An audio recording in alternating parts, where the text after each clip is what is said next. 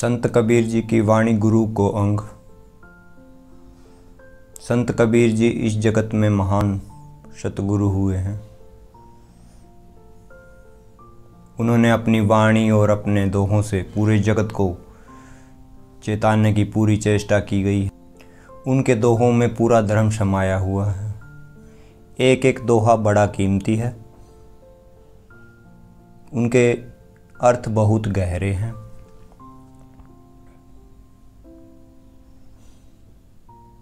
कबीर जी कहते हैं, बलिहारी गुरु आपनो दो हाड़ी के बार, जिनी मानिस तै देवता करत न लागी बार।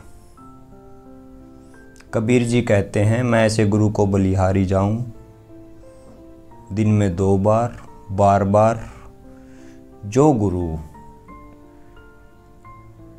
अपने शिष्य को एक साधारण मनुष्य से देवता बना देता है,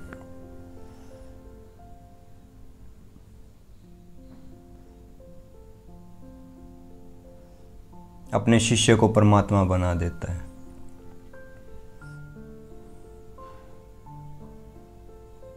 मैं ऐसे गुरु को बलिहारी जाऊं।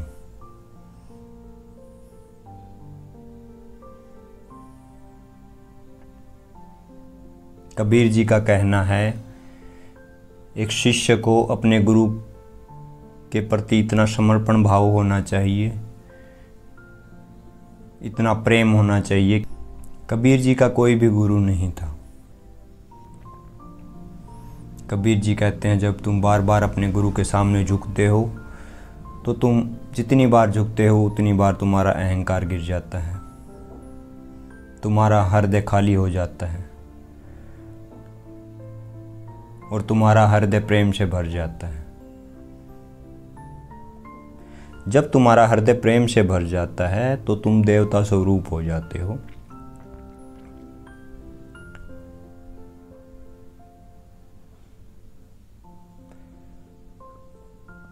तुम्हारी सारी ऊर्जा हृदय तल पर आ जाती है।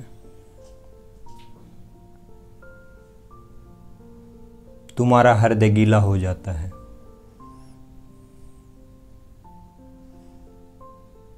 और जब हृदय गीला होता है तो अंदर से प्रेम निकलता है।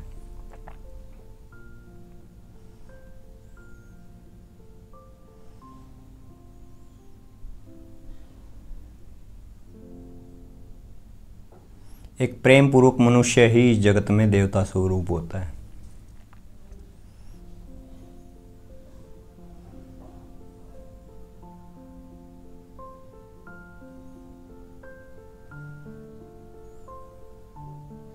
गुरु अपने शिष्य को निखारता है। गुरु तुम्हें इतना सक्षम बना देता है कि तुम्हें 2 पंख लग जाते हैं, तुम उड़ने लग जाते हो, हवा से बातें करने लग जाते हो।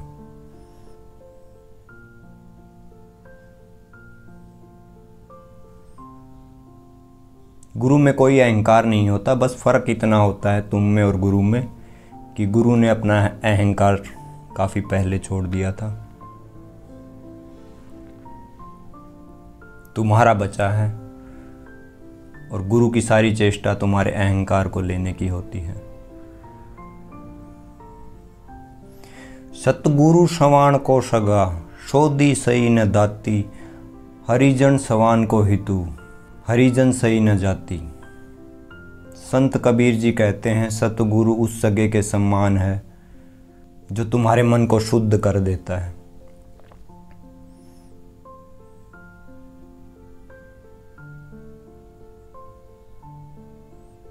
जब तुम्हारा मन शुद्ध हो जाता है, तुम तुम्हारी आत्मा में चले जाते हो। इस जगत में जो तुम्हें जन्म देता है,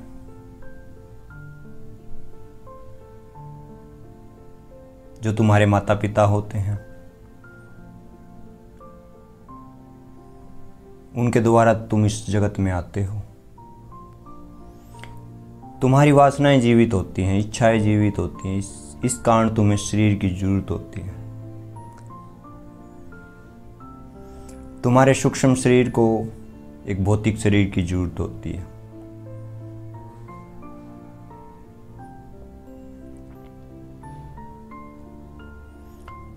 और भौतिक शरीर के लिए माता पिता की जरूरत होती है।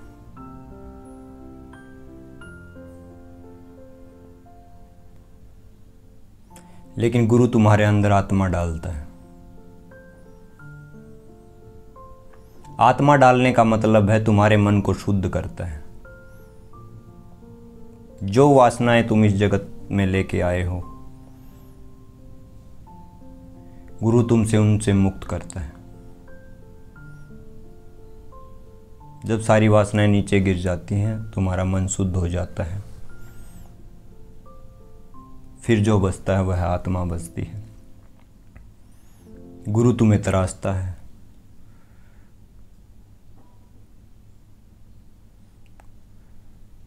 तुम्हारा दूसरा जन्म होता है। गुरु तुम्हें अद्वैत में उतारता है।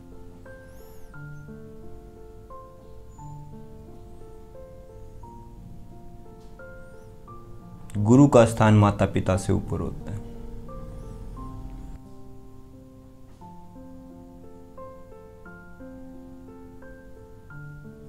हरि जी सवान को हितु, हरिजन सही न जाती।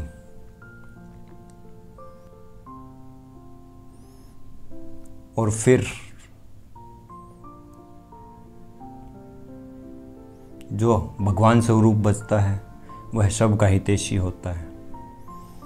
वह इस जगत में हर प्राणी का, हर पशु का, हर पक्षी का, यहाँ तक कि पेड़ का, पौधों का, सबका ख्याल रखता है। सबको सम्मान दृष्टि से देखता है, सबका सम्मान करता है।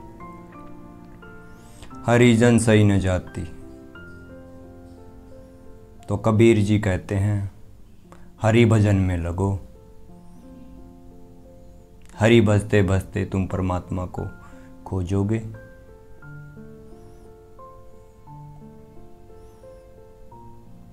हरि भजन का मतलब है परमात्मा की खोज। परमात्मा की खोज में लगो। खोजते खोजते तुम एक दिन पाओगे, तुम खुद परमात्मा हो जाओगे। और इस जगत में हरिजन सही न जाती। और इस जगत में हरिजन के समान कोई जाति नहीं है।